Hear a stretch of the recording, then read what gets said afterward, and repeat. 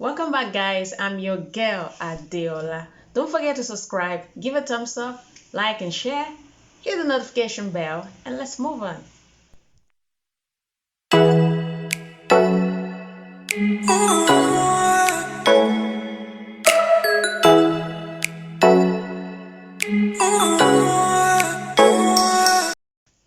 Being a people pleaser sometimes can be very challenging. I know how hard it is to try to say no to people.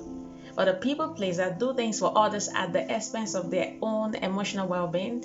They become so frustrated and anxious and so stressed out they cannot say no because of the fear of what people will say.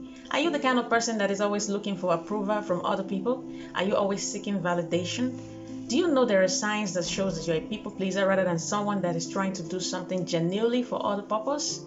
We do people favor because of one reason or the other, probably because we are kind and generous. Sometimes we do it because we are trying to earn a favor or aside being concerned about other people. Are you a people pleaser? Are you the kind of person that tries to avoid abusive situation? Are you the kind of person that tries to avoid what people might say about you? Sometimes we don't know the reason or we don't try to reflect on the reason why we end up as people pleasers. It could be as a result of past experiences with people that are abusive, so we try not to trigger the same situation with our next encounter.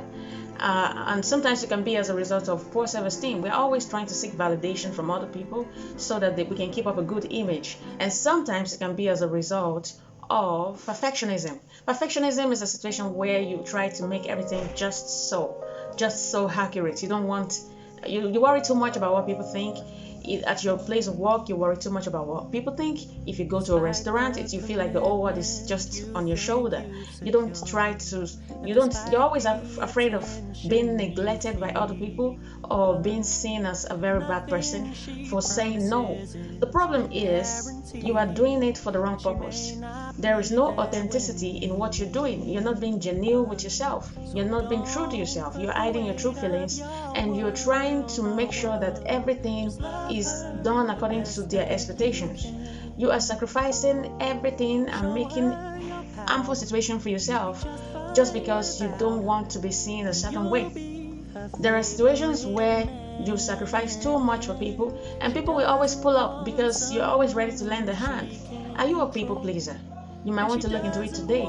There is a difference between being a nice person and being a people pleaser.